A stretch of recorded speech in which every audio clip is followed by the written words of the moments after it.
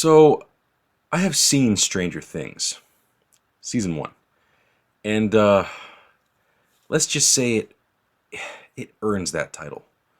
So, not gonna cut all the bullshit.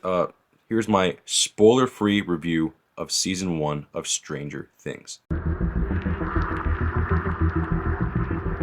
To start it off, this entire show is just a love letter to 80s cinema. This show is equal parts E.T., Twin Peaks, Goonies, and a Stephen King novel, with just a splash of Alien in there, just for good measure. But yeah, it has so many elements to it, with adventure, science fiction, mystery, freaking horror aspects. This is just an amazing concept. I mean, this has been kind of done before, with films like Super 8, kind of like Spielberg / Carpenter kind of feel. The tone is dark and ominous, with just a hint of whimsical danger. I mean, it's like a little bit of sense of wonder at the same time. Very, very messed up things happening. And typical, 80s film, small little town, just, a group of friends or just an adults are just trying to, keep everything quiet, just everything just peaceful. And then something happens and the whole town just gets turned upside down.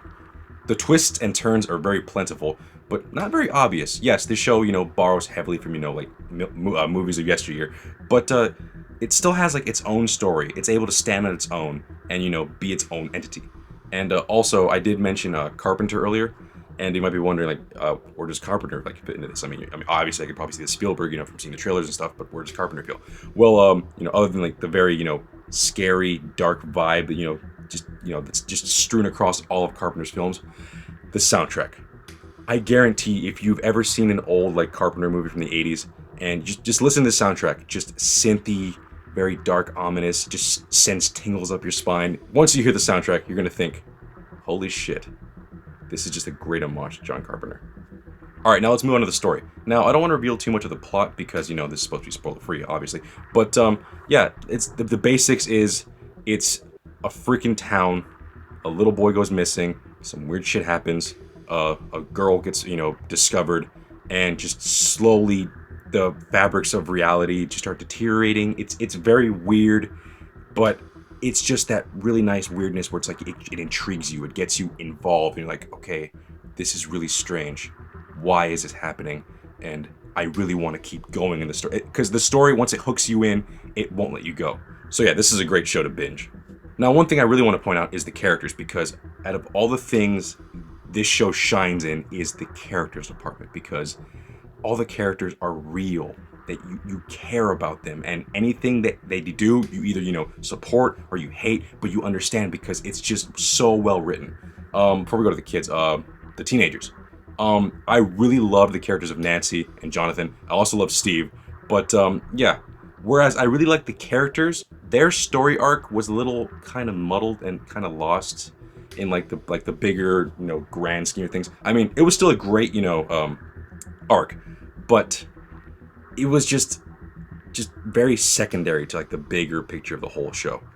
Next up, the kids. The way I like to describe them is the nerd herd, which would originally compose of Will, Mike, Dustin, and Lucas.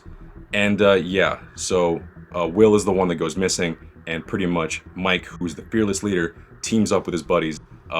Lucas, who's kind of the hard-headed kid of the group, but he runs on logic, so it's understandable why he's hard-headed. And the lovable goofball, who's very optimistic, Dustin. And yeah, another character that joins that group is Elle. And I really don't want to say a damn thing about her, because the less you know about her, the better.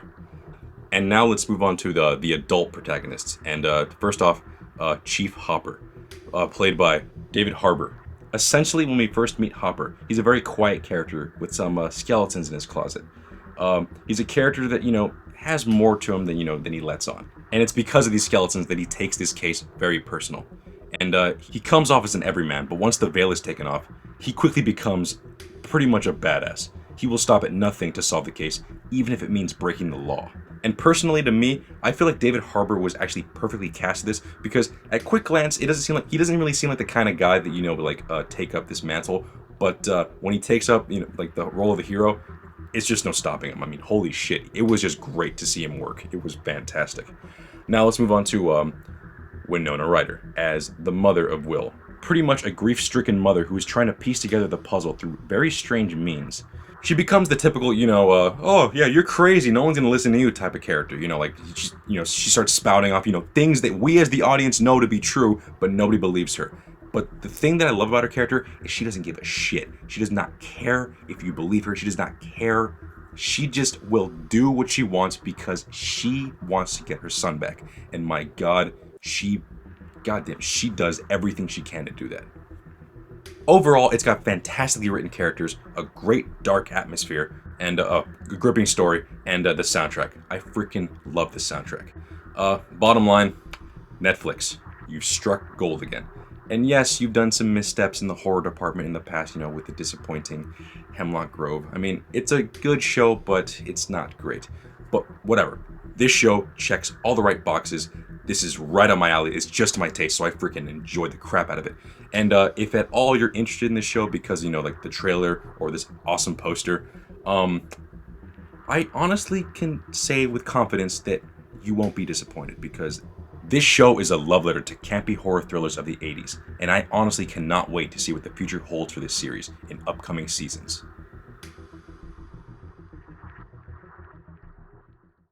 Well, that's the video. And yeah, this show is fantastic, and it may be just, a little bias on my part, but even with, my, personal taste and stuff, this still is a fantastic show.